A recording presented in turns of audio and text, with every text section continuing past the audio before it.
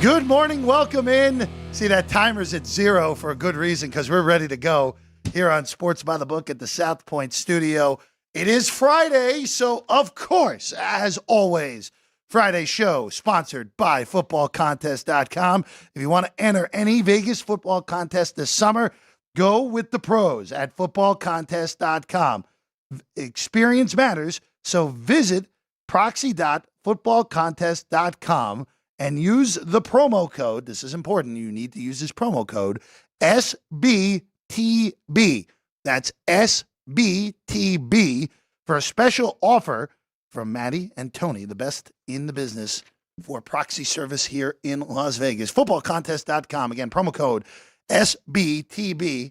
That's the show's name, by the way, just abbreviated, Sports by the Book. We'll bring in who's co-hosting with me after the starting five today. Alex White off today. A few well-deserved days off for Alex White. So let's get to it. Swoosh it, let's go. They're underway in Germany at number one here. The Germans, the Spanish squad, Spain, probably been the best team in this tournament so far, and almost a goal in the first minute of the game right away. Great opportunity for Spain. They closed the smallest of favorites over Germany, and the numbers you see on the bottom of your screen are for the second game today over in Germany, which, quite frankly, if it wasn't for this one, we'd be talking all about this. France, Portugal, a matchup we saw in the finals 2 Euros ago, where Portugal pulled a mammoth upset in France. France favored, plus 145, 225 on the Portuguese side. And that draw sitting there, 2-1. Those numbers, courtesy of Westgate on the three-way line. And, of course, the total sitting now at 2 or 2.5 minus 160. So good luck on laying that type of juice, even with everything going on. Number 2, Copa America quarterfinal tonight. How about teams we did not expect to be in this spot? Venezuela, winner of their group. Canada. Hey, they scored 1 goal. They scored 2 goals the whole time. That was it. And they are here. Venezuela favored in this one. Canada right now, a small dog. Some books even have Canada as a favorite now. There's a lot of different numbers, so make sure you shop around for this. Number 3, 2 division leaders getting going in L.A. tonight. The Brew Crew, the Dodgers, the 2 and the 3 seeds in the NL. Aaron Civale, who was traded 2 days ago from the Tampa Bay Rays, will go for Milwaukee tonight. So his Brewer debut. I think the Dodgers are just happy not to see Christian Walker anymore, who homered 2 more times against L.A. and Dodger Stadium last night. Dodgers actually lose that series to Arizona, 9-3 beatdown taken at the hands of the D-backs yesterday. Number 4, and at least, Phillies, Braves, Nola, Fried. Darn good matchup in the ATL tonight. Phillies, even though it was a series against Chicago, and the Cubs, as we know, not an offense-first team, for 3 overs, including the last one against Miami for Philadelphia. Noah is a small dog tonight, plus 122 on Philadelphia, minus 132 on Atlanta behind us. And then number 5, this is not betting related, and you can bring him in. There he is, our guy. Good flow as always. From Unabated, our good friend Tom Viola. Jeff, it is great to be here with you. I'm excited. We're doing a live show together for the first time in what feels like forever. It's been, oh boy, now you gotta make me think here of when this was the last time we did a show together. It might be pre-COVID even being around. Might be that long ago. If you don't include, of course, the soccer previews that you and I did here for again, audio only, Sports by the Book. We did our Euro group stage and knockout stage previews, and right now we sit in this matchup right now that we can talk about real quick since we're underway, and I can always ask you about, hey, ways to attack soccer in in-game betting. Germany and Spain, which is, let's face it, this is a matchup that would be worthy of a final in this tournament. And their match, honestly, we have both of these matches today are worthy of a final. I mean, we're gifted with that pretty much around the board on the top half of the bracket. Yep. With just the matchups that we're going to have, mostly because of how things shook out. Where you have the bottom side where it's now England and friends, and then the top side is France, Spain, Portugal, Germany. Just an embarrassment of riches for us here. Well, remember the interesting thing, and we'll get to a lot of these soccer matchups because that is one of your specialties. here. It's Tom. Just looking at this match now, it's 5 minutes in. It's 0-0 in Spain and Germany. Spain closed the smallest of favorites on the three-way line, as small of a favorite as you can possibly get, 5 cents on the three-way line. They were, again, there was a pick behind us. It was a flat -110 closer here. Did touch -115 to advance Spain. So not worrying with the 90 minutes. Spain was favored small over Germany to advance out of this match. If you're trying to bet this game in-game, Tom, what are ways that you would potentially look at this one here when you have a very even matchup? Spain has been the best team in this tournament so far. Germany has been as the host and has looked pretty darn good for the most part through this 4-game stretch. I would completely agree with you. These are the two best teams that we've seen in terms of their performance in the tournament thus far. Spain is absolutely a team that has deservedly so been right around the top as a favorite, and Germany, you're the host nation. You're already still a fantastic team. This is a battle of two heavyweights in soccer, but it's also a battle of two teams that just are absolutely playing the right kind of ball at the right moment right now. One thing that I would look for when you're trying to attack this game in-game right now, I would be waiting for some of these moments where we're going to see a period of time where the German team is going to step up their pressure. They are going to start saying, okay, we want a little bit more of the ball, we want a little bit more of the possession, and we want to start really ramping up some attacks and also chasing down the ball when we lose it. And you're going to see them do that for a span of maybe 10, 15 minutes here, somewhere probably in this first half. You just have to pay a little bit of attention to it. But what you really want to be honing in on, because it's going to look for all the world like, oh, Germany's ready to score. They're really attacking. They're really pouncing. That's when you actually want to attack the other side and try and go with Spain, because of the fact that after they're done with that period of pressing, they're going to get very tired very quickly. Yeah. And so the odds will all of a sudden be shifting against Spain due to the fact that Germany is certainly bossing possession and looking like the better team in that time. And that's when you want to turn around and maybe go and grab the other side. The other thing that I quite frankly really like doing is I like to wait. If Germany is going to score first in this game, which could very well happen, I wouldn't mind dipping back in on some Spain on the goal line where you're take a half a goal. Yeah, take a half goal or something like that where you're banking on the draw at that point. I could see this one very much so going to extras. By the way, Spain live right now, the smallest of favorites, plus 160, so actually a little bit shorter than what they were pre-flop at the close. Plus 185 on the Germans, 2-1 on the draw to advance. Actually, this book that I have in front of me is based off -115 prices both ways. So shop around, see if you can do a little bit better than that on the to advance market. But if you can get plus money on Germany, I still think that's probably okay. Yeah, at this point, even though I would be okay. I'm personally staying away from anything right now, but this Pedri substitution is not good for Spain. Yeah, certainly. Yeah, arguably, they're, I would say, probably the third most important piece right there, and that's very bad, and especially as someone who's a Spain futures holder, not looking forward to it, not happy about. Not even at the 8-minute mark taken out due to injury, so not a good start there for Spain. And that should have been a yellow on Toni Kroos. Yeah, probably. That was a bad tackle. Probably. Let's look at the later Euro game, and then we'll hit the other game in Copa America today. And we'll have a different co-host tomorrow, so we'll also get Saturday's games where we have a doozy just down the road from us here in Vegas tomorrow night with Uruguay and Brazil. That's going to be fun. Well, you argue it's 2 of the 3 best teams in the tournament playing each other in the quarters. Yeah. For that. But here today, the later game, we'll get that in a little bit. Sorry, Caden. France and Portugal here real quick. Tom, I'll just bring this up. There are the lines at the South Point. Remember, those are goal lines. No three-way action behind us. -50 on France at the pick. Plus 130 on Portugal. Remember, this is the 90 minutes plus stoppage time. If this goes to extra time, a pick will be a refund. So beware of that. Total, Chris Felica was with us on Tuesday, said that these teams could play 90 times 6, and it might not go over 2.5 with the way they've looked in this tournament. Market has taken this from 2.5 to 2, properly so. Tom, I still think under 2 is probably okay here. It feels like worst case scenario there would be a push at a 1-1 or someone spiking a 2-0.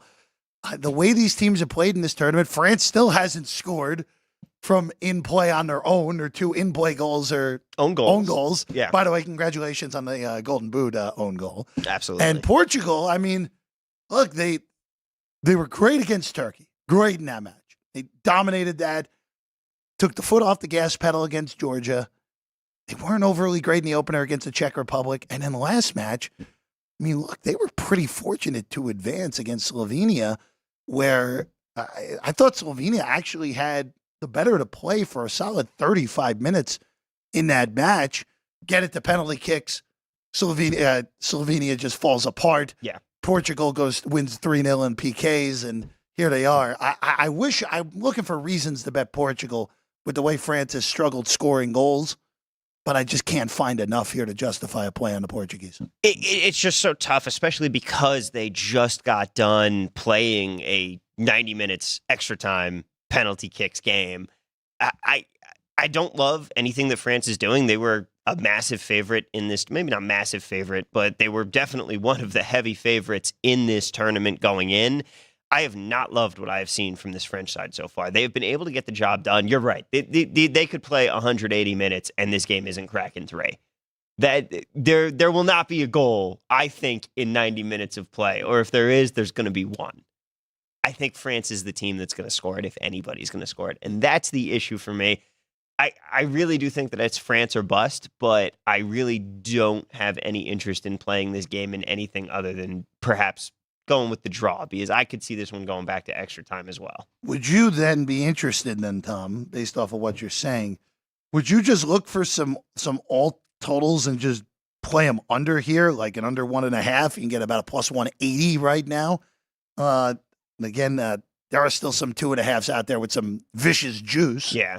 As well. I don't really like plus that. Plus 180 on a 1.5 is so rough. But it is this match now, and the pricing, honestly, is not that egregious based off what the 2s are right now. Yeah, I think it's realistic to say you might want to explore 1.5. I just wish that I was getting a little more bang for my buck. Yeah, I wish I was getting over $2 as well. Let's get the other soccer game today, and then we'll shift to some baseball. Don't worry, we'll get the other games if you're interested in the soccer later on in the program. Venezuela and Canada, a matchup we all expected, right, Tom? We expected this to be a quarterfinal. Winner gets Argentina, who really got more than they bargained for last night against Ecuador, needing PKs in order to get through. Not only needing PKs, but Messi misses his PK. I know, and they still get there. Yeah, they got lucky in that one. I as a Colombia ticket holder, I would have felt very good if Ecuador had knocked out Argentina. Also, by the way, just goes to show, Ecuador takes Argentina to penalties, almost wins it, immediately fires their coach the next day. United States has 3 terrible losses in the span of a month. Coach still has a job 5 days later. It's a very tough existence for Ecuador there. Get out of the group, which was not the easiest of groups to get out of, and just can the coach right away. Yeah, that's tough existence. Yeah. Right there. All right, for tonight, behind us, Canada's actually a small favorite behind us. The numbers are all over the map here. I have an incredibly funny book that's got Canada as a very slight favorite. We're talking like plus 175 with Venezuela at plus 180 on the 3-way here, plus 205 for the draw. And yet Venezuela to advance minus 125. This is why not? Very interesting quirk here that doesn't make any sense to me. That's bizarre. So some books have Canada favored. Mm-hmm. There's a few books that do have Venezuela favored. Venezuela also opened a favorite in this match. I don't know. It feels like if in the books that Canada's favored, and I think the wrong team is favored here based off of what we've seen in this tournament, Tom. I know that there's always sentiment to betting North American teams here in the continent, but I don't know. Venezuela's looked significantly better in this tournament so far. I mean, you had the 3-0 win versus Jamaica. You have a 2-1 win over Ecuador, who, again, just took Argentina down to the wire. And then you had a 1-0 win over a Mexico team that is not good. They're in disarray. Let's just go with that. Yeah, they're in a similar state to the U.S. national team right now. Give me Venezuela here. Shout out to Jesse Marsh and what he has done with his Canada team in a very short amount of time. But I think this is where Canada's run ends here. but they should definitely be commended. And they could move on, but I like Venezuela. Venezuela, Argentina semifinal again. Not Venezuela. You don't think of course, you think of baseball first when you think of the country of Venezuela. But a nice little run here in the Copa America, which can build up steam. Of course, getting through South American qualifying for the World Cup is the hardest thing to do because of just the quality of team. Now, granted, there are some more slots because they expanded the World Cup inexplicably. Well, we know why, but 48 in this World Cup coming up in 2 years here in the U.S., Canada, Mexico. Jeff, we're not that far away from Barbados playing in a World Cup match, man. I wish I was kidding. I think there were more CONCACAF teams that would probably get there over Barbados at first. But hey, you never know. That there you are right now. I like Venezuela. That probably will be in the account by the time we get going, even though the weird quirk that you mentioned where some books have Venezuela favored to advance but not favored in 90 minutes, which makes no sense. They're just hedging their bets. Yeah, it might just be a 90-minute, but whatever Venezuela, best price, if it's a 90-minute price, whatever, I'll deal with it, and we'll push if we take the pick or whatever we end up doing in that regard. All right, let's shift to baseball here, Tom. Let's shift there. Start with the Mets and the Pirates real quick. I just want to bring this up because I know you guys do a great job of this with popular quote-unquote trends, popular players here. Paul Skenes has obviously taken the league by storm. He's now almost a $3 favorite to win the Rookie of the Year in the National League. Minus 134 behind us with a total of 7.5, Tom. What's the right advice for handling Skeen games at this point where the prices may be paying a premium at this point on Paul Skenes, especially when he's pitching at home? Well, first off, you have a massive correlation between Pirates' money line and the under that you don't normally have in these games.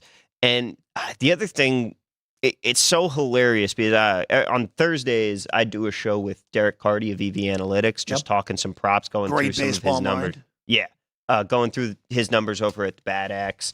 And we have them for our unabated prop simulator as well. And one of the guys that we have to talk an awful lot about is Paul Skenes, because of the fact that models aren't really catching up to how good he is yet because it's still such a small sample size. We're starting to get to that point now that we've seen it a little bit more, but it still comes in and every day. Like right now, I just pulled it up and we show a massive edge to the under 7.5 on Skenes' strikeouts.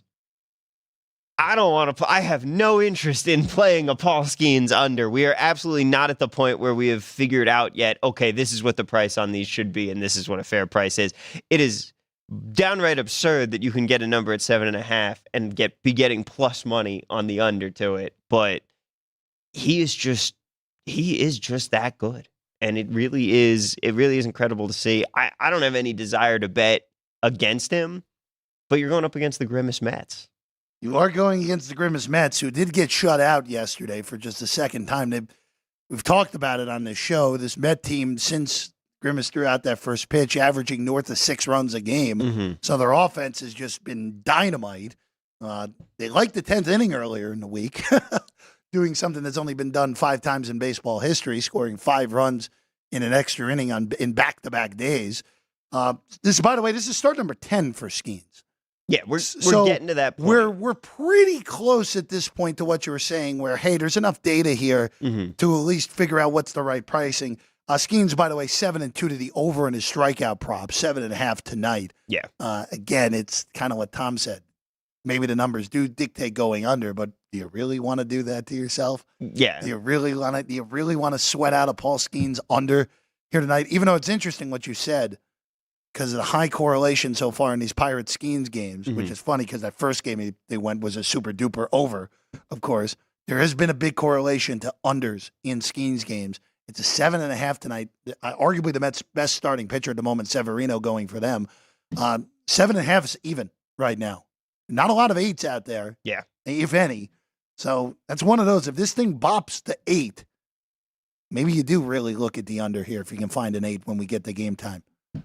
I would be inclined to look at something like that as well. I mean, and it just goes to show here, I'm running the numbers right now in the unabated prop simulator, and sure enough, Paul Skenes, the biggest edge that I have on my board is the Paul Skenes pitcher strikeout under.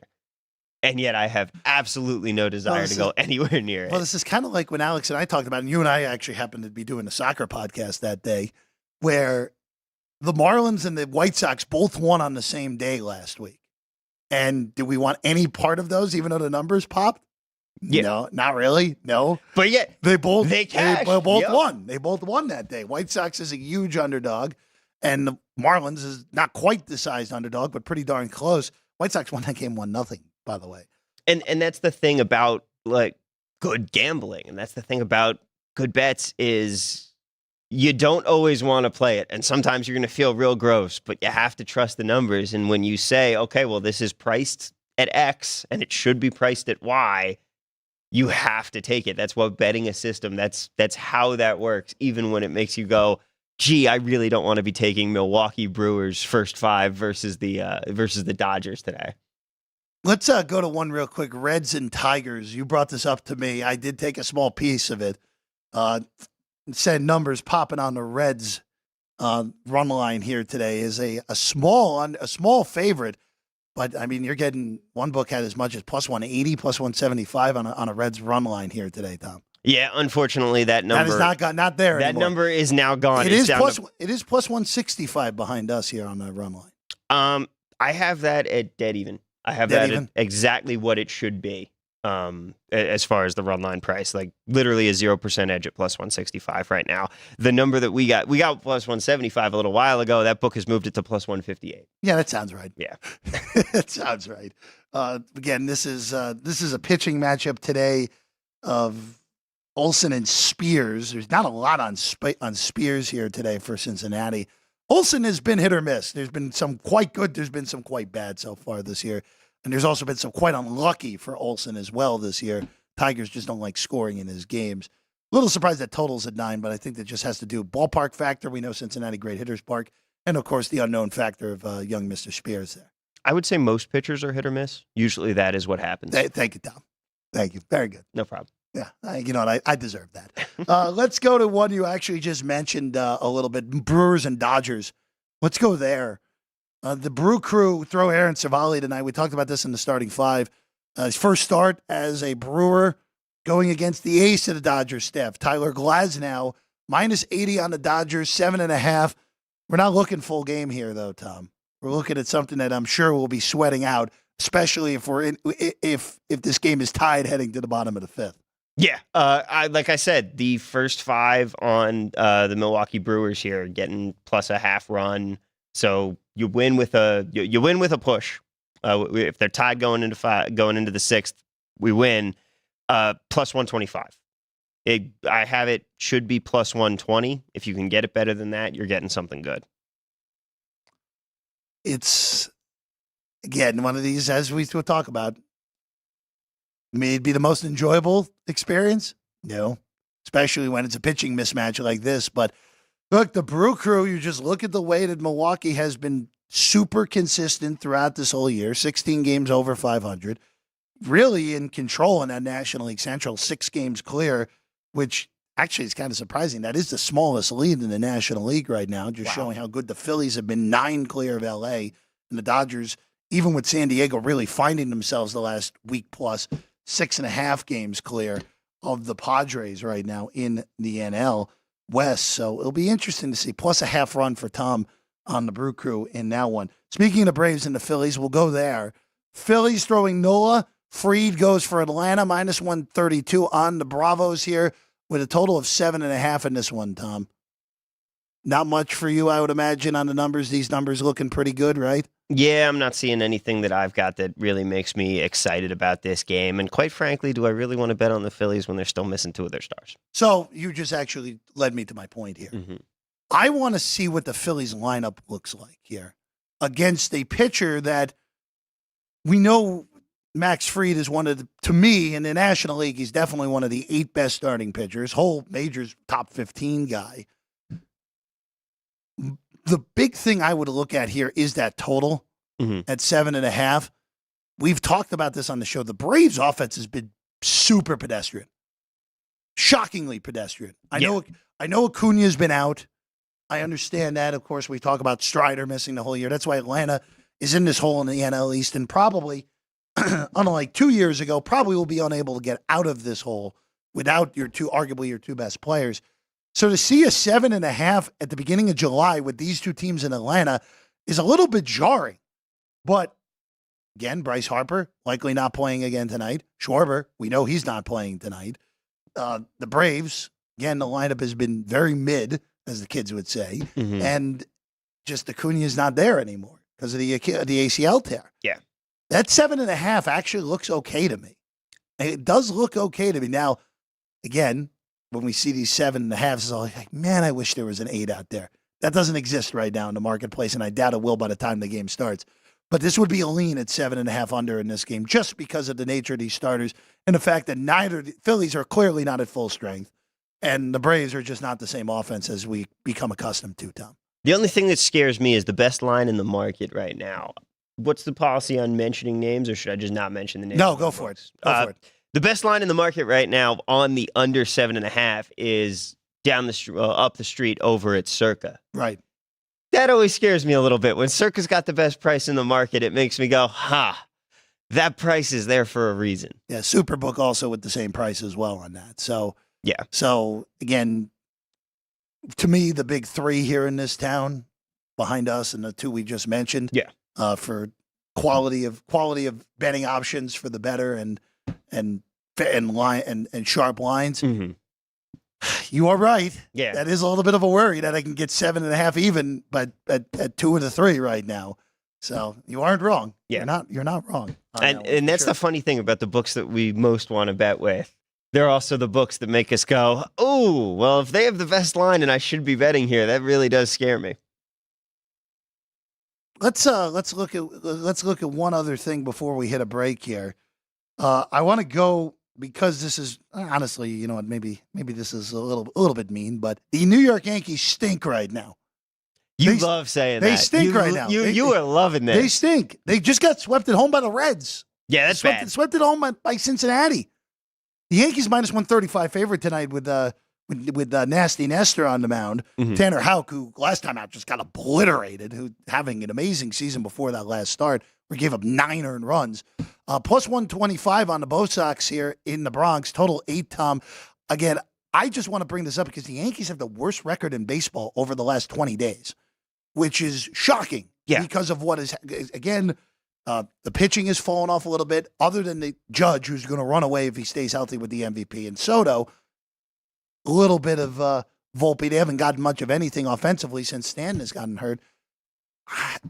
I can't quite get there either side here, because I see this. I think the Red Sox, they should be like +140, but because of the struggles of the Yankees and the fact that Cortez has also not pitched well recently, is the reason for this price being about 15 cents shorter than I would like on Boston. Yeah, you're seeing like some +120s. There's a +125 out there if you're really willing to look for it. It is just wild seeing the Yankees this bad, especially given the amount of talent that they have. You've got, like you said, Aaron Judge, who is playing phenomenal baseball. I mean, he's on pace to hit more homers than he hit 2 years ago, which was the American League record, by the way. And yet they stink. Yeah, it's crazy. What a scene. Again, this might be one of those, if Cortez throws a scoreless top of the first, I might just come in on Boston at a better in-game price. I think that's wise. That'd probably be the way I look to play it. Mm-hmm. All right, let's take a quick break. And we get back, our good friend, Duane Colucci. Of course, very good, Sean. Good job. Runs the race and sportsbook up at the Rampart. We'll check in with Duane when we get back. Sports by the Book, South Point Studio. Have you always wanted to enter the biggest and best football contest in Las Vegas, but didn't know where to start and who to trust? Look no further than footballcontest.com to get the info you need to succeed, including breakdowns of the most popular and highest-paying football contests in the world, such as the Westgate Super Contest, Circa Sports Million, and Circa Survivor. Plus, find out how you can reserve the most trusted proxy in the business right now at footballcontest.com, as Maddie and Tony have been leading the way for over a decade with more than $10 million in winners during that time frame. All you need to do is find a way to get to Vegas sometime this summer and sign up for these football contests in person. Then let Maddie and Tony do the rest. They will submit your picks for you and help you focus on doing what you do best, picking winners. Don't miss out on the action this upcoming football season. Experience matters. So go with the pros at footballcontest.com. That's footballcontest.com. We have 11 amazing restaurants featuring a wide variety for every price range and appetite. South Point's Garden Buffet has something for everyone at unbeatable prices. Or, if hunger strikes in the middle of the night, join us at Coronado Cafe. The American menu offers breakfast, lunch, or dinner 24 hours a day, plus a Chinese kitchen for authentic Chinese dishes from 11 a.m. to 11 p.m. From steak and eggs to wonton soup, it's fast and friendly service 24/7. When you need a quick pick-me-up, you can find it at our state-of-the-art Starbucks just inside the main South Point entrance. Order ahead with the Starbucks app for easy mobile order pickups.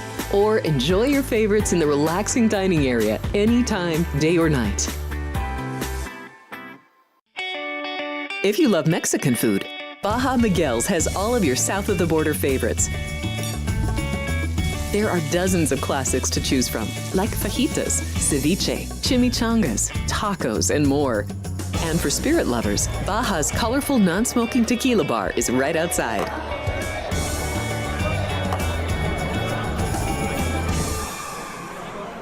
Or maybe you're in the mood for seafood. Big Sur Oyster Bar has fresh seafood prepared right before your eyes. Savor freshly shucked oysters, crab legs jambalaya, shrimp and lobster. Beers on tap and a selection of fine wines are perfect to pair with your seafood favorite. Whether lunch or dinner, you'll love this fun atmosphere, located just off the casino floor. Ready to shake things up? Step back in time and treat yourself to one of the oldest restaurant chains in the country. Steak and Shake, famous for original mouth-watering steak burgers and hand-dipped milkshakes in a variety of flavors. For some old-fashioned fun, try Steak and Shake.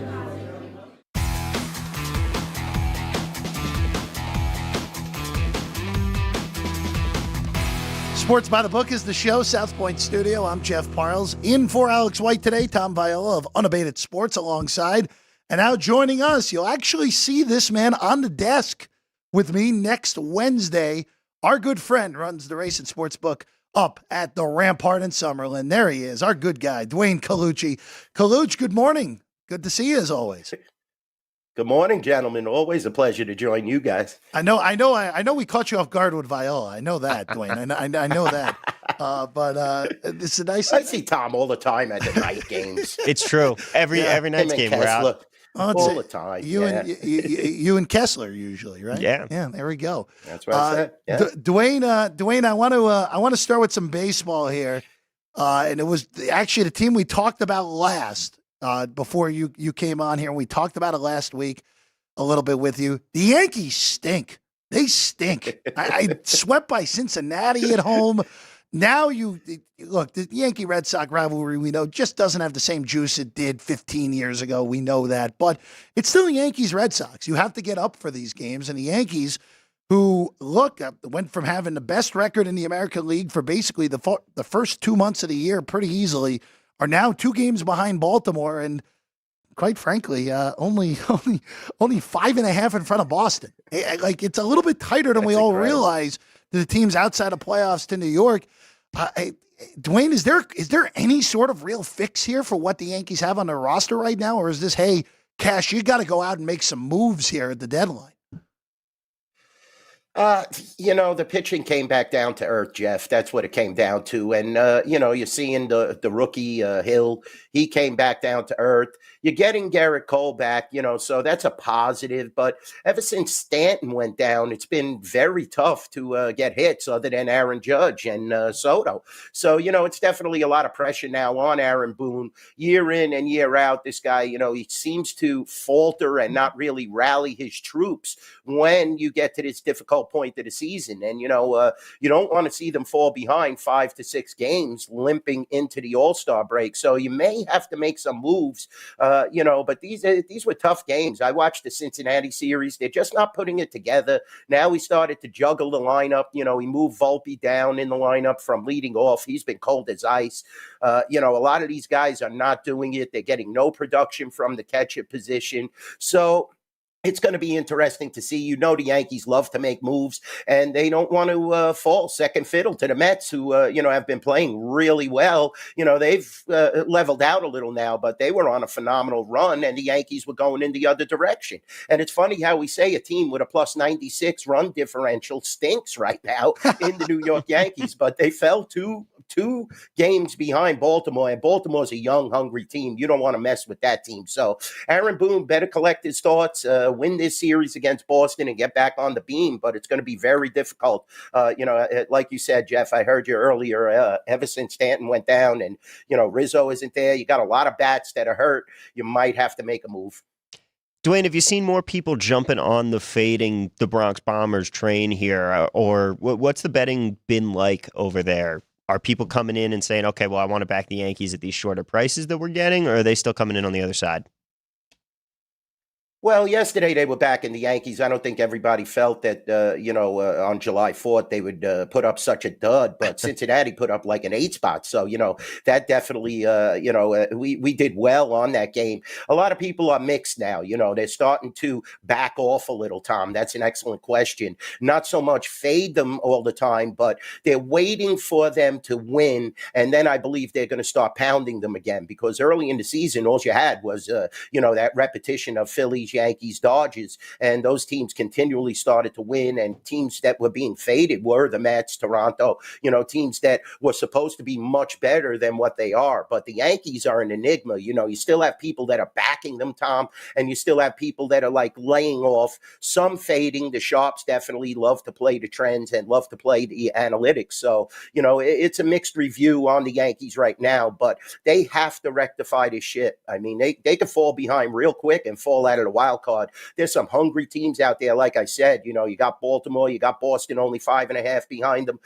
You got Cleveland playing at a top level, and the West, Houston is starting to play well now and started to get back in that race. It's going to be difficult for Aaron Boone, like I said, but they have to get some solid pitching, and they have to try to get Stanton back into that lineup. The legs finally gave out, even though he came in very slim and trim and looked like he was in monster shape. Sometimes those legs don't hold up, though, and they're going to need some support for Aaron Judge, who is having an MVP season. He is easily the MVP winner if the season ended today, and he's outperforming what he did when he broke the home run record. So, the Yankees, they have a lot of positives. Right now, a lot of negatives. They have to get production from that infield other than, Aaron Judge and those guys. Soto, there's a lot of pressure on him, too. He had the banged up hand, and you don't really know how that's affecting him as well. Duane, I just want to bring this team up because you mentioned them in the middle of that last answer, and that's the Houston Astros, who were tied for the most wins in the month of June in Major League Baseball. They go north of the border, win a series against the Jays. They start a series against another playoff caliber. Well, Toronto's not a playoff caliber team, but Minnesota is, and with a good pitcher today in Pablo Lopez. When you're dealing with a team like Houston, Duane, where we know, hey, they're underachieving early in the season, and they've done this over the last few years. They did it last year, came back, won the division. Even in their World Series year, they weren't dominant from the get-go. Just how hard is it to book a team like this, where it's the opposite of what we were saying with the Yankees, where, hey, this team got out slow. They were 11 games under 500, and now here they are, only 2 games behind Seattle entering the first weekend of July. Yeah, that definitely helped the early season woes that the Astros had, because so many people like to back them. But now they're starting to really hit the ball. 8-2 in their last 10. They have a plus 40 plus run differential, which is amazing. Now they're really starting to pound the ball. The team is starting to come together. And a team like that, you don't push the panic button, because they've been there for so many years now, Jeff, where we know Houston is going to level out and come with and bring their A game, most of the time, especially at home. So now they're starting to back the Astros, which is definitely trouble from my side of the counter if they continue to win and put this winning formula together. But that West is very difficult. Texas is not playing well at all, but Seattle is right there. They're definitely a playoff caliber team. Like you said, Minnesota in the Central, now they have to play them. We'll see how that pans out. But the Astros are definitely getting some strong backing here at the Rampart, and I'm sure Chris is getting some strong backing at the South Point as well. well. The American League is very strange this year. A lot of the teams that people thought were going to be good are not, or started slow, and then now they're starting to peak at times. It's going to be tough going into the All-Star break. It isn't like the National League where you somewhat feel that the Phillies and Dodgers are the best teams. Here, the American League is a crapshoot, especially the Central and the West. And Baltimore, you add them to the mix just like last year, and it's going to be tough. So the futures market is going to be spread out at the Rampart and South Point, which is a good thing. We love that as bookmakers because you don't want all the money riding on one team and one team just peaking. Definitely you're going to have a lot of money on the Dodgers and Yankees, but we set their odds a little lower because we anticipate that as bookmakers. But now heading into the All-Star break, like you said, Houston started so slow, and now they're only 2 games out of first. They'll probably be in first by the All-Star game, and we'll see how that futures market spreads out. But definitely, they are a professional ball team that knows what they are capable of, and they know how to flip the switch. Altuve leads that team. He is definitely the captain, in my opinion. And once he starts to play well, they start all to play well. Did you guys see over on Wednesday, the Astros batted around their whole order in 14 pitches? It's pretty impressive. Incredible. They managed to do that. That's why I think it was the least amount of pitches it took to bat around at least since 1900. So we're having a lot of fun with that one there, Tom. I really, really do hate to admit that I have a Toronto Blue Jays futures ticket. Oh, that's not pretty. It was an ill-advised purchase back. Remember in the offseason when everyone was like, Ohtani's plane is on its way to Toronto? Oh, yeah, that's right. I said, you know what? I'll take a shot. I blame Matt Buchalter, plus EV Analytics for that one. He was the one saying, hey, it's probably worth a shot, but I think he was a little bit too jaded by his pro-Canadian bias there. It happens to the best of us, right? Right, Duane. Duane, I want to shift over here. We talked about it a little bit last week. There's an amazing match going on right now in Euro where arguably the 2 best teams in this tournament so far are doing battle. Somehow it's 0-0 despite both teams having plenty of scoring opportunities. France and Portugal, another game worthy of a final, goes later this afternoon. England plays tomorrow morning. And then you have the Dutch and Turkey, which is the game that...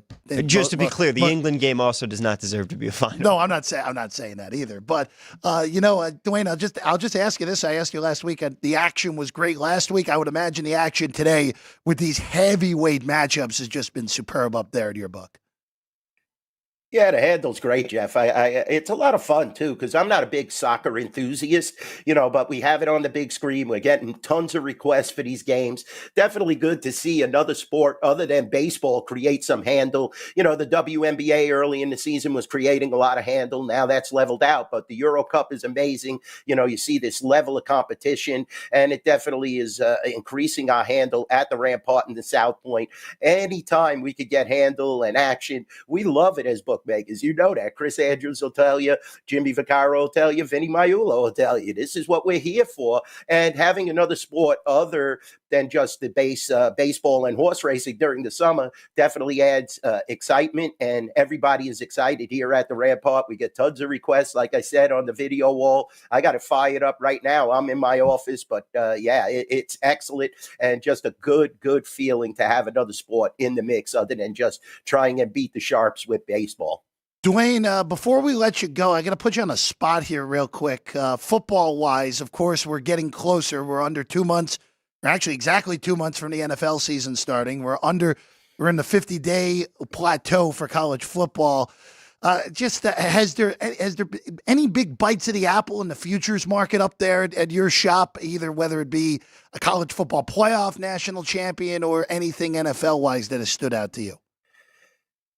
Yeah, I had a sharp guy come in and pound the Broncos under. Okay. We're seeing a lot of Houston money. The initial reaction with the Diggs move, you knew that was going to come in. Some of the New York fans are actually betting the Jets, hoping Aaron Rodgers stays healthy the whole season this year. It wasn't either of us. Wasn't us.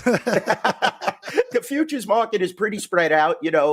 So far we're getting excellent handle. Everybody has an opinion. When Chris puts those the over-under total total up for the teams, it definitely, you have guys lining up, especially the sharps, and they all have an opinion.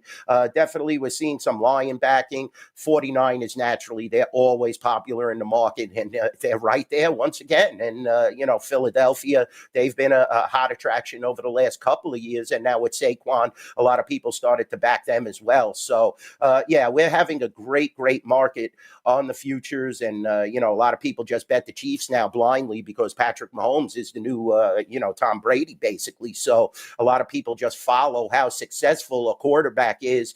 Plus, you have the Taylor Swift parody with Kelsey. That adds to the handle. So Chiefs also, you're getting a lot of strong backing there. Baltimore Ravens, naturally, they're improved. They're definitely going to be tough to beat this year. Lamar Jackson is hungry. He's going to step it up to another level, I believe. So we're going to see a lot of these teams pounded throughout, the futures as well as the regular season, barring massive injuries. He's Duane Colucci, NY Bookie Duane on the tweets. You can go visit him up at the Rampart, runs the race and sports book in Summerlin at the Rampart Casino. And, of course, you'll see Duane actually next Wednesday co-hosting with me here on Sports by the Book. Duane, pleasure as always. Thanks for hanging with us this morning. Thanks, Jeff. Thanks, Tom. Always a pleasure. Can't wait for Wednesday. Looking forward to it for sure. Let's take a quick break. When we get back, our guy, Vinny Magliulo, is going to join us on set. But before we do that, actually, from Vegas, Maddie this morning, of course, this show every Friday, brought to you by footballcontest.com, the updated entry numbers over there at Circa for Survivor and the Million Contest. Of course, over 1,000 now on Survivor, a little over 500 on the Million Contest right now. That's the latest update. Vegas, Maddie also tweeting that out earlier this morning. All right, we'll take a quick break. Vinny Magliulo on set when we get back. Sports by the Book, South Point Studio. Have you always wanted to enter the biggest and best football contests in Las Vegas, but didn't know where to start and who to trust? Look no further than footballcontest.com to get the info you need to succeed, including breakdowns of the most popular and highest-paying football contests in the world, such as the Westgate Super Contest, Circa Sports Million, and Circa Survivor. Plus, find out how you can reserve the most trusted proxy in the business right now at footballcontest.com, as Maddie and Tony have been leading the way for over a decade with more than $10 million in winners during that time frame. All you need to do is find a way to get to Vegas sometime this summer and sign up for these football contests in person. Then let Maddie and Tony do the rest. They will submit your picks for you and help you focus on doing what you do best, picking winners. Don't miss out on the action this upcoming football season. Experience matters. So go with the pros at footballcontest.com. That's footballcontest.com.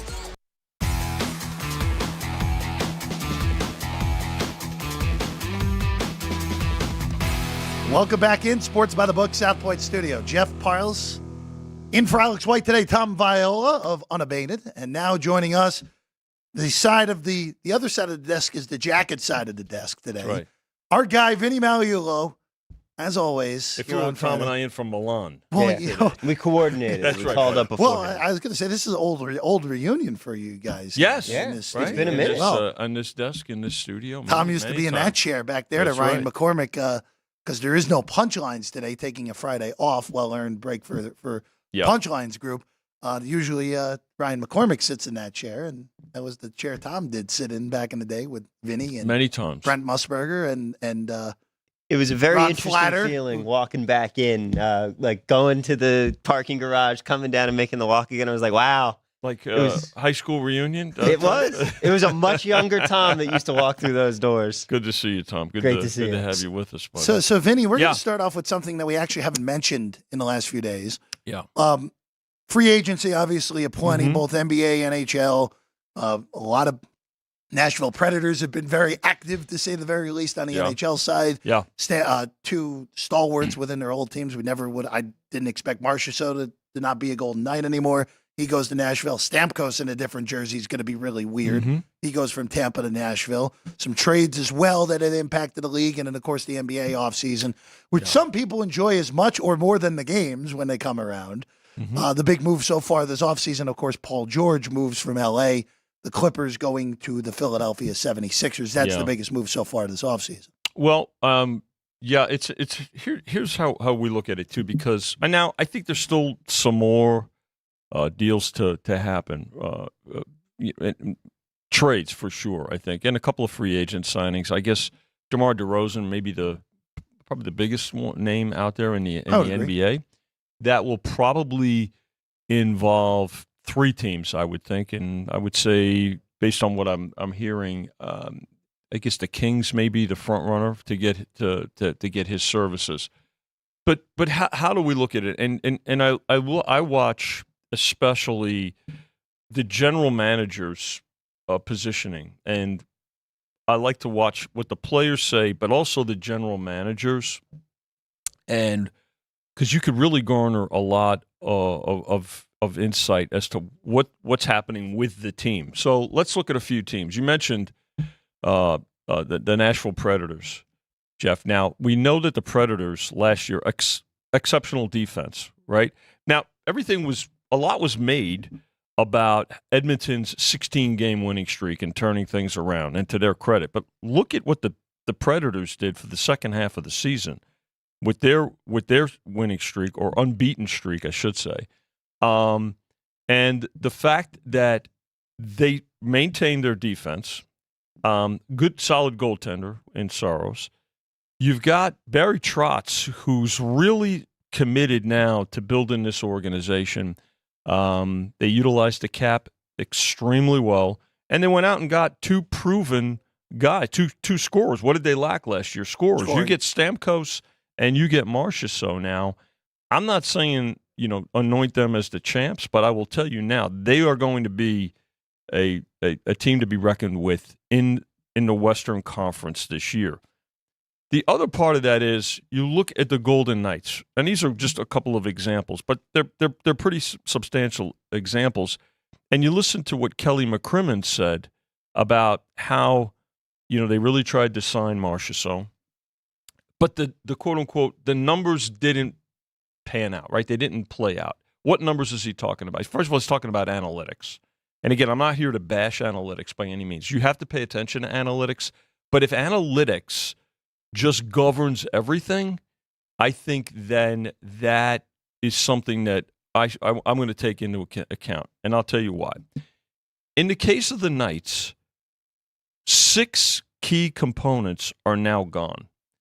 And you look at Marchessault, okay, what's the component there? Obviously, he's a 40-goal scorer, 42 goals last year. But he's also got durability. But more importantly, what analytics don't measure is team leadership, team chemistry. When you lose leaders, and again, you don't need to have the big C or the big A on your chest to be a team leader.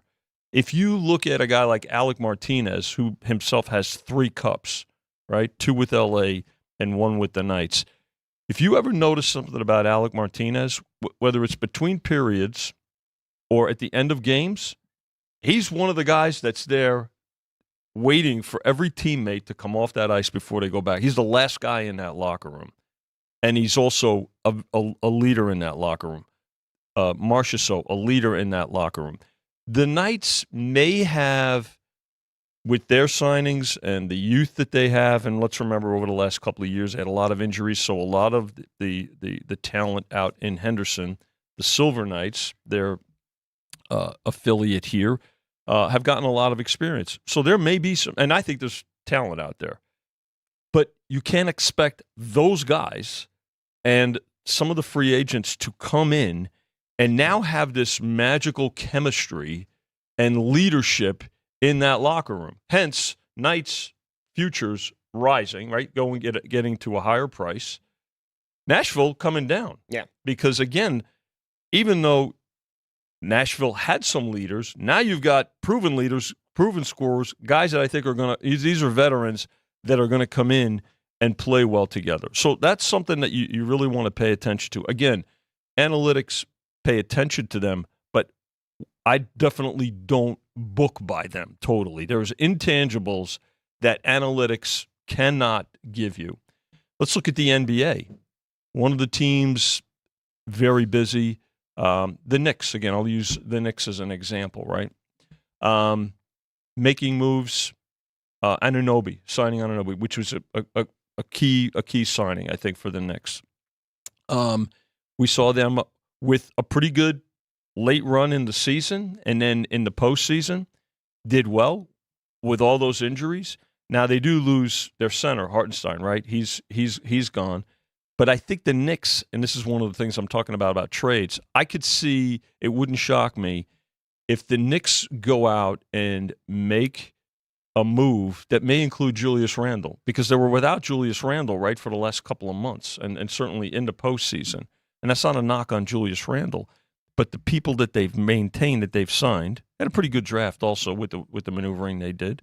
I think the Knicks are not done, and I think they're going to be contenders in the East, along certainly with the Celtics, the defending champs, and Philly. I think got back up. I think that Paul George is not going to hurt Philly. I don't think. I think that's a pretty good signing by Philly too. So, but those are the things too. Yes, that while analytics gives you certain numerical figures, it gives you numerical insight. It doesn't give you the intangibles and the human side of things that I think I certainly pay attention to.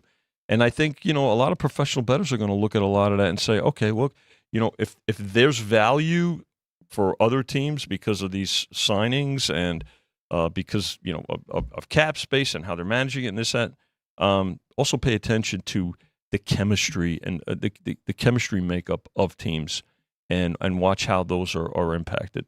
And you want to talk about chemistry of a team like the Knicks. Yeah. Definitely going to hugely help that you've got, the Nova Knicks. Yes. Yeah, for sure. Yeah, for sure. When you look at like Dante DiVincenzo, who's a terrific player. I hope he's not part of I would be shocked a trade package. Yeah. I'm not surprised to hear he's your favorite Knick. Well, definitely. Listen, Dante DiVincenzo. Come on, the guy's nickname is the Big Ragu. Yeah. Can't do much better than that. You gotta right? love him. He was a terrific college player. Stayed within himself. I think he's very grounded. He's handled his young career pretty well so far. The fact that he is also my sister's neighbor has enters into that too. So, but he's a great guy. He's a good player, and I think he really. Seriously, I think he does a lot for the team. Again, intangible guy, right? When you think about it, he's a guy that, he didn't start playing basketball. He was more of a soccer player, Tom, until he got to high school, and then he goes to Villanova, has a terrific career, NCAA champion, played under Jay Wright, who was a good coach for him, and has done a nice job in his young NBA career, and I think he's got a bright future. Now, how are you feeling behind the counter when it comes to this summer drought for sports that we have? Because quite frankly, a lot going on this year between the WNBA interest that Duane mentioned. Mm-hmm. We've got a bunch of soccer competitions going on. And then when all that ends, we've got the Olympics. Yeah, great question. And we've touched on it during the course of the summer, Tom. The thing about it is that, not so long ago, this was, hey, come in, check, or make a phone call. How are you? How's everything? I'm getting ready to go to Del Mar, and I'll see you, in a month or so. Not the case now. I mean, obviously, baseball is front and center, but if you look behind us, and there's a pretty good crowd. There's a lot of folks here watching this the Spain-Germany game, right? And the Euro is very popular. We've got a game here tomorrow in Copa America that's a sell. I think it's going to be a sellout from what I'm hearing.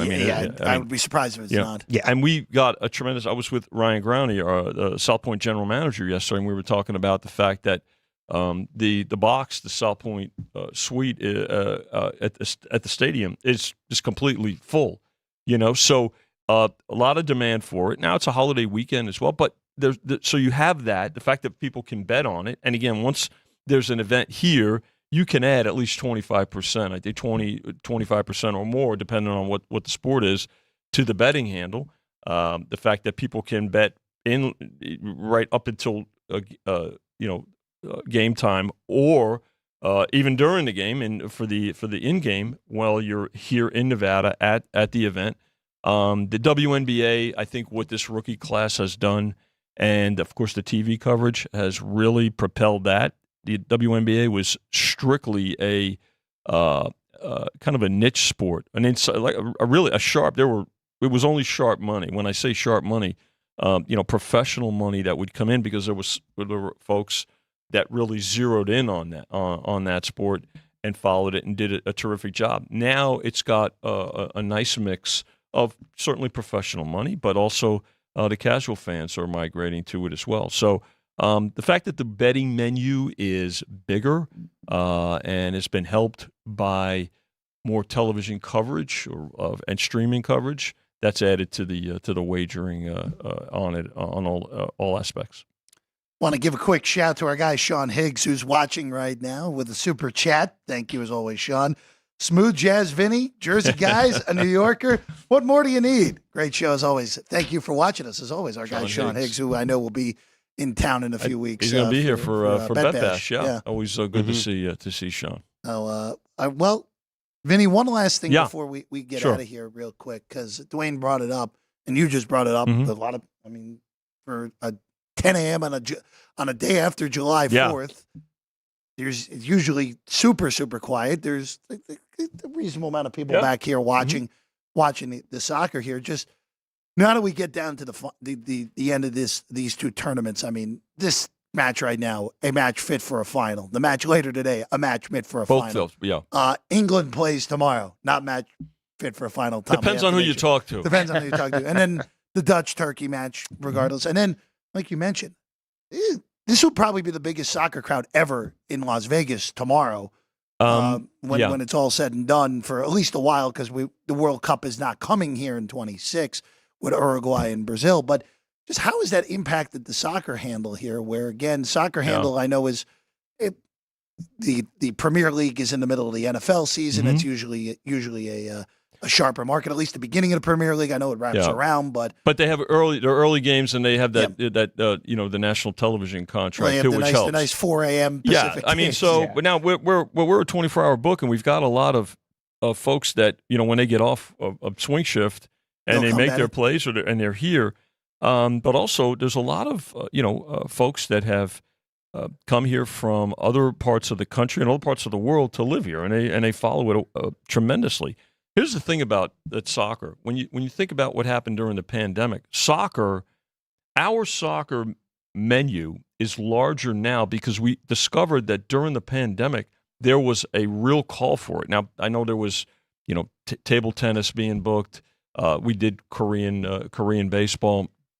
But soccer was one of the first sports to come back, and people, we only used to book pretty much the Premier League pre-pandemic and the MLS, and of course the World Cup. Well, now when you look at our selections, we've got Serie A, we've got La Liga, we've got a lot more Spanish, a lot more soccer, and that menu has grown, and I think it's going to continue to grow.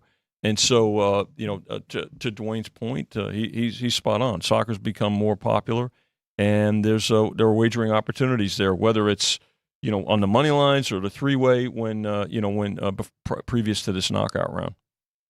Vinny, it's always a pleasure.